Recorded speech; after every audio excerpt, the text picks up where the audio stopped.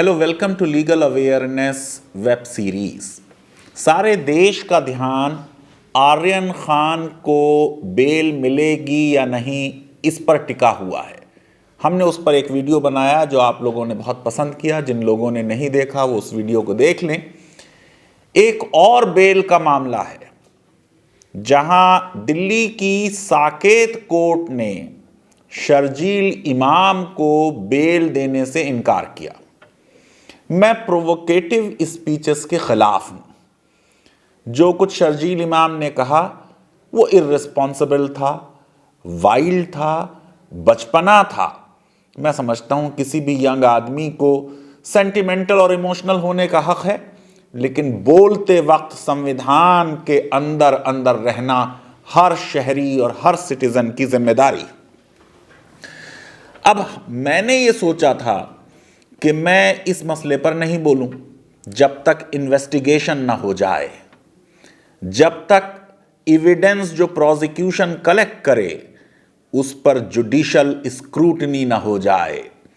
अब क्योंकि साकेत की कोर्ट के जज अनुज अग्रवाल ने इस एविडेंस की स्क्रूटनी करी है, गो के बेल डिनाई की है, लेकिन जो प्रोसिक्यूशन ने एविडेंस दी है राष्ट्रद्रोह के बारे में, उसके बारे में जिस तरीके के कमेंट्स आए हैं, मैं समझता हूं कि उन कमेंट्स को समझने की जरूरत है। आर्यन खान में भी हम एक यंगस्टर को लूज करने की कोशिश कर रहे हैं। यंग बच्चों से गलतियां होती हैं, इसलिए कहते हैं कि फर्स्ट ऑफेंडर्स को सजाएं कम दी जाती हैं। आप देखिए कि सेडिशन का मामला अगर साबित हो जाए और कन्विक्शन हो जाए, सजा जो है आमतौर से 3 साल या फाइन, गो के उसमें लाइफ इंप्रिजनमेंट भी है। लेकिन अगर सिर्फ स्पीच है और कोई वायलेंस नहीं है तो सुप्रीम कोर्ट के जजमेंट के हिसाब से राष्ट्रद्रोह का मामला ही नहीं बनता। आपको मालूम है कि नारे लगाए गए खालिस्तान जिंदाबाद, राज करेगा खालसा। सुप्रीम कोर्ट ने कहा सिर्फ नारों से सेडिशन नहीं बनती। उसी तरह 153A में हेट स्पीच, डिसहार्मनी क्रिएट करना, समुदायों में आपस में वैमनस्य पैदा करना और एनिमिटी और हेट्रेट पैदा करना, उसकी भी सजा मैक्सिमम 3 साल और फाइन। अगर कन्विक्शन भी होगा इस केस में तो तकरीबन 2 साल से शर्जील इमाम जेल में है और जज शायद ये कहेगा कि जो पीरियड अंडरगॉन है वो काफी है। आपको मालूम है जहां 3 साल की सजा लिखी होती है 3 साल की नहीं होती है, बल्कि आमतौर से मिड पॉइंट पे सजा होती है। टैरिफ सिस्टम कहते हैं इसको सेंटेंसिंग में। आप जरा देखिए कि वाकई में जो देश का माहौल है उसमें किस तरह की लोग हेट स्पीच कर रहे हैं और उनको सजाएं नहीं हो रही, उन्हें जेलें नहीं हो रही। दिल्ली और उसके आसपास की एग्जाम्पल ले लें तो यति नरसिंह सरस्वती रशा से इंजीनियरिंग पढ़ के आए हैं, पढ़े लिखे आदमी हैं, बड़ा इन्फ्लुएंस है। इस्लाम के प्रॉफिट पर कई चीजें ऐसी कहीं जो ब्लास्फेमी है। जाती तौर पर मैं ब्लास्फेमी के खिलाफ हूं, लेकिन देश का कानून तो है आज 295A। 153A के तो क्लियर केसेस हैं। Final war with Muslims, humanity को बचाने के लिए विश्व से इस्लाम को समाप्त करना जरूरी है, इस तरह के स्टेटमेंट दिए जा रहे हैं। अब समय आ गया है बदला लेने का। ये सारे स्टेटमेंट बहुत क्लियरली 153A में कवर होते हैं, लेकिन क्या हम उसी तरीके से सीरियसनेस के साथ इनके मैटर को भी परसू कर रहे हैं? जवाब ना में होगा। शर्जील इमाम के खिलाफ आसाम में, उत्तर प्रदेश में, मणिपुर में, अरुणाचल प्रदेश में और दिल्ली में इन्वेस्टिगेशंस हो रहे हैं। क्रिमिनल प्रोसीडिंग्स को स्टार्ट करने की कार्रवाई की जा रही है। मैंने कह दिया कि वो स्पीच एक पढ़े लिखे आदमी की स्पीच नहीं होनी चाहिए, इसलिए क्योंकि सीए का मामला कोई मुसलमानों से रिलेटेड सिर्फ नहीं है, मुद्दा संवैधानिक है कि क्या हम एक ऐसा लॉ बनाएंगे जिसमें हम रिलीजन के बेसिस पे लोगों को एक्सक्लूड और इंक्लूड करेंगे। अफगानिस्तान में जो कुछ हो रहा है तालिबान के आने के बाद, औरतों पर जुल्म और बर्बरियत, शियाओं पर जुल्म और बर्बरियत, जिस तरीके से हजारास परसिक्यूटेड फील कर रहे हैं, उसमें सीए में अगर हमने ये रिलीजियस टेस्ट ना लिया होता तो इन लोगों को हमने अपने देश में पनाह दी होती और हमारी जो स्टेक्स हैं अफगानिस्तान में उन पे हम बेहतरी से काम कर पाते। अब तो भारत सरकार खैर रशिया में बात भी कर रही है तालिबान से, और ह्यूमैनिटेरियन और स्ट्रेटेजिक इश्यूज पे बात हो रही है। ये स्पीच दिसंबर 2019 की है, जिसमें सीएए और एनआरसी पर शर्जील इमाम बोले, चक्का जाम की बात की। ठीक है, सड़कों पर प्रोटेस्ट होती है, सुप्रीम कोर्ट कह रही है प्रोटेस्ट की जा सकती है। सुप्रीम कोर्ट ने अपने स्टैंड को डाइल्यूट किया है। अभी चंद दिन पहले यह कह दिया था कि अगर जुडिशियल रेमेडी है, कोर्ट चले गए हैं, तो फिर प्रोटेस्ट नहीं हो सकती। लास्ट हियरिंग में कोर्ट ने उसे डाइल्यूट किया है कि प्रोटेस्ट हो सकती है, लेकिन कितने दिन तक सड़क पर हम इस तरीके से प्रोटेस्ट करेंगे, यह मुद्दा है। मैं ये समझता हूं कि बेहतर होता अगर judicious use of words Sharjeel इमाम करते,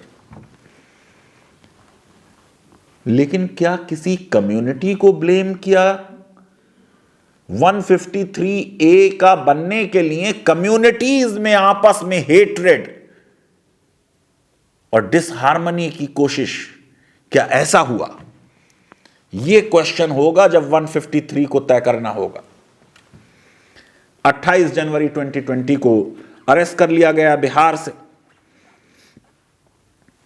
अब जब इन्वेस्टिगेशन कंप्लीट हो गया है ऑलमोस्ट, और चार्जशीट में बड़े ऑफेंसेस तो राष्ट्रद्रोह के हैं और 153A के हैं, उसके अलावा चार्जेस हैं 143 के, 147 के, 148 के, 149 के, 186 के, 353 के, 332 के, 333 के, 307 के, 308 के, 427 के, 435 के, 323 के, 341 के, कॉन्स्पिरेसी का 120B, joint liability section 34 CRPC और section 3 and 4 of prevention of damage to public property act, section 25 and 27 of arms act, और फिर उसमें अबेटमेंट का मामला 109 का, कि इन्होंने और जो को एक्यूज्ड हैं और जो मुल्जिम हैं उनको उकसाया।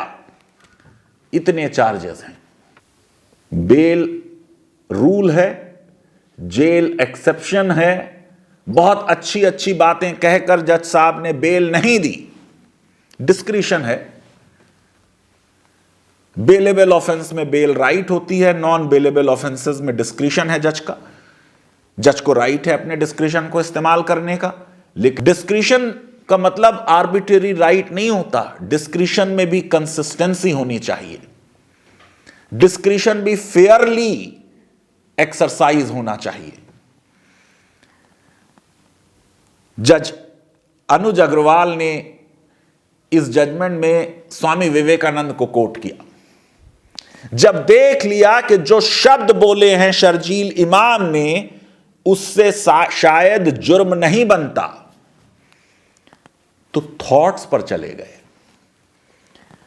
और स्वामी विवेकानंद को कोट करके कहा, we are what our thoughts have made us, so take care about what you think, words are secondary, thought live they travel far. Criminal law किसी के कोटेशन पे बेस नहीं हो सकता। क्रिमिनल लॉ के लिए इंडियन पीनल कोड या किसी और क्रिमिनल स्टैट्यूट में सेक्शन होना चाहिए। क्या ऐसा कोई लॉ है जो थॉट्स को पनिश करता हो? मैं तो क्रिमिनल लॉ सालों से पढ़ा रहा हूं। जस्टिस ब्रेन का फेमस स्टेटमेंट है 14th सेंचुरी का, even devil does not know the thought of man.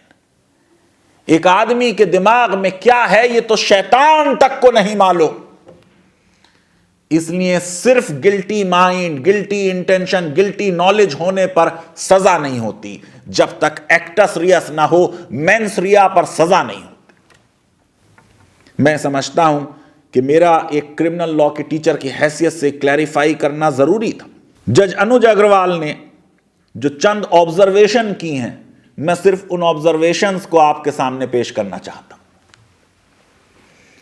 The fundamental right of freedom of speech and expression under Article 19 has been placed upon a very high pedestal in the Constitution of the country, and its essence is well captured in the statement of John Milton, the famous British poet and intellect, who says, "Give me the liberty to know, to argue freely, and to utter according to conscience above all liberties."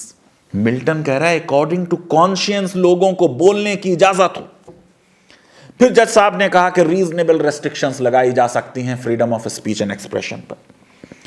फिर उन्होंने कहा कि fundamental duty है article 51A में to promote harmony and spread common brotherhood amongst all the people of India, transcending religious, linguistic, regional and sectional diversities. बिल्कुल सही बात कही जज अनुज अग्रवाल ने, लेकिन इसमें क्रूशियल वर्ड है रीजनेबल।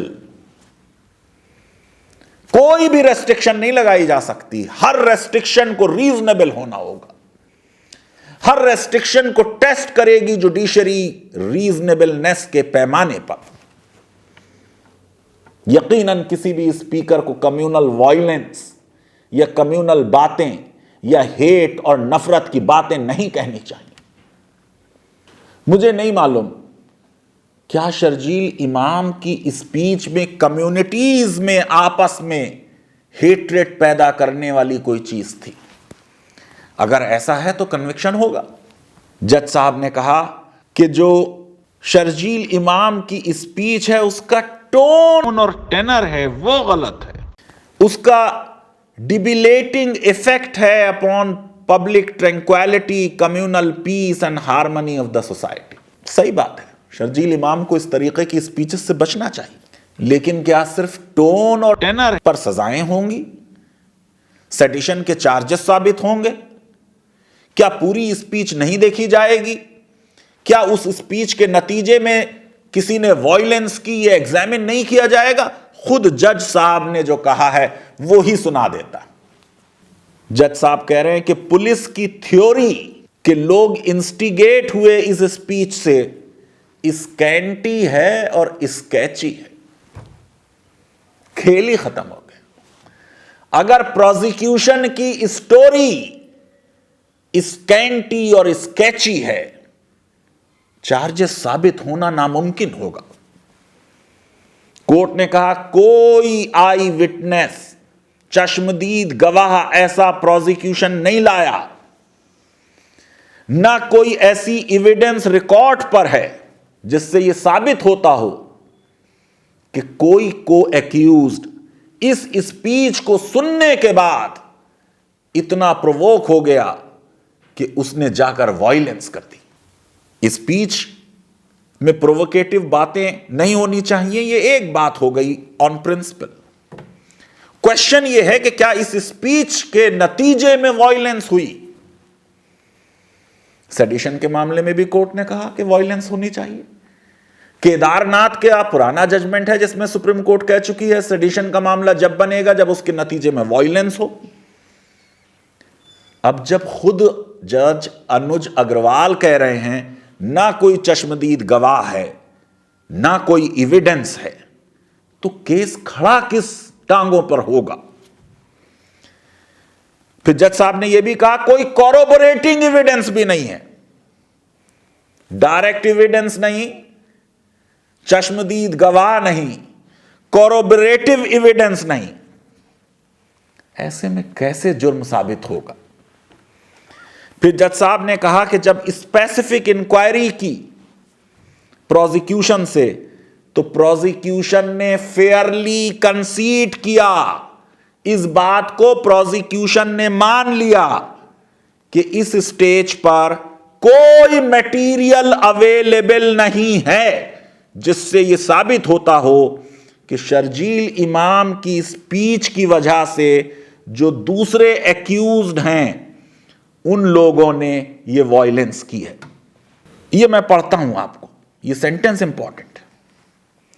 जज साहब ने कहा, upon specific inquiry by this court, learned special public prosecutor fairly conceded that at this stage there is no material available with the prosecution to the effect that the applicant / accused and other co-accused persons were members of any common social platform, that is WhatsApp, so as to fasten the liability of acts of co-accused upon the present applicant with the aid of section 109. The essential link between speech and the subsequent acts of co-accused is conspicuously missing in the instant case. यानी co-accused और शर्जील इमाम किसी common WhatsApp group के member भी नहीं। आप जरा देखिए कि प्रोसिक्यूशन 2 साल बाद यह कह रहा है इस स्टेज पर फिर कब एविडेंस आएगी। इतना बड़ा मामला है,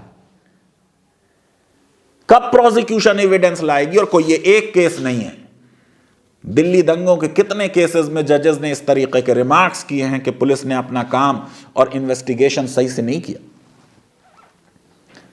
फिर जज ने कहा, the theory as propounded by the investigating agency leaves gaping holes which leaves an incomplete picture unless the gaps are filled by resorting to surmises and conjectures or by essentially relying upon the disclosure statements of applicant, Sharjeel Imam and co-accused. In either case, it is not legally permissible to build the edifice of prosecution version upon foundations of imagination or upon inadmissible confession before a police officer. Case ही खत्म है। जज कह रहा है कि जो theory बनाई है और कहानी गढ़ी है प्रोसिक्यूशन ने, उसमें गैपिंग होल्स हैं, वो इनकम्प्लीट पिक्चर है। तो सरमाइसेस और कंजेक्चर्स और इमेजिनेशन किसी के दिमाग की उपज है। जो कहानी गढ़ी जा रही है वो लीगली एडमिसिबल एविडेंस के बेसिस पे नहीं है, बल्कि इमेजिनेशन पे। मेरी ना सुनिए, ये जज अनुज अग्रवाल के इन्वर्टेड कॉमास का स्टेटमेंट पढ़ रहा हूं। Once the legally impermissible foundation of imaginative thinking and disclosure statement of accused, co-accused are removed, the prosecution version of this count appears to be crumbling like a house of cards. जो police को दिए हुए statement हैं जिनकी evidence नहीं दी जा सकती, जो ये दिमाग की उपज एक कहानी है, इस कहानी को फिर देखेंगे तो ये ताश के पत्तों की तरह बिखर जाएगी। ये जज अनुज अग्रवाल कह रहे हैं। कोशिश की प्रोसिक्यूटर ने कि रेलिवेंट फैक्ट में सेक्शन 8 में एविडेंस आ जाए, कोर्ट ने कहा कि यह भी नहीं हो सकता। और फिर जज ने कह दिया कि शायद 124A सेडिशन का मामला ना बने, लेकिन जो कुछ इन्होंने बात कही वो कम्युनल बात थी, वो डिवाइसिव बात थी। मैं समझता हूं कि सिर्फ ये कह देना कि वो कम्युनल बात है, उसके लिए भी तो देखना पड़ेगा कि क्या दो कम्युनिटीज को लड़ाने की और उनमें नफरत फैलाने की कोशिश थी। ये तो जब इसमें फैसला फाइनल आएगा तब पता चलेगा, लेकिन इतना कुछ कहने के बाद जमानत न मिलना यह ताज्जुब की बात है। बार बार अदालतों ने कहा कि 153 होने के लिए यह जरूरी है कि यह साबित हो कि कम्युनिटीज के बीच में नफरत फैलाने की कोशिश हुई है, मजहबों को लड़ाने की कोशिश हुई है। हमारे यहां जमानत के मामले में कहते हैं कि bail is a web encompassing the issues of personal liberty, public concerns, community interest and interest of justice. मैं समझता हूं जब जज अनुज अग्रवाल ने इतने स्ट्रांग स्टेटमेंट इस केस में दे दिए, 2 साल से एक्यूज्ड जेल में है, तो बेल का मामला शायद बनता है। यकीनन बेल उनका डिस्क्रिशन था और उन्होंने बेहतर समझा कि बेल डिनाई की जाए, इसको क्वेश्चन नहीं किया जाना चाहिए। लेकिन आपको मालूम है, criticism of orders and judgments, इससे हमारा लीगल सिस्टम स्ट्रेंथन होता है।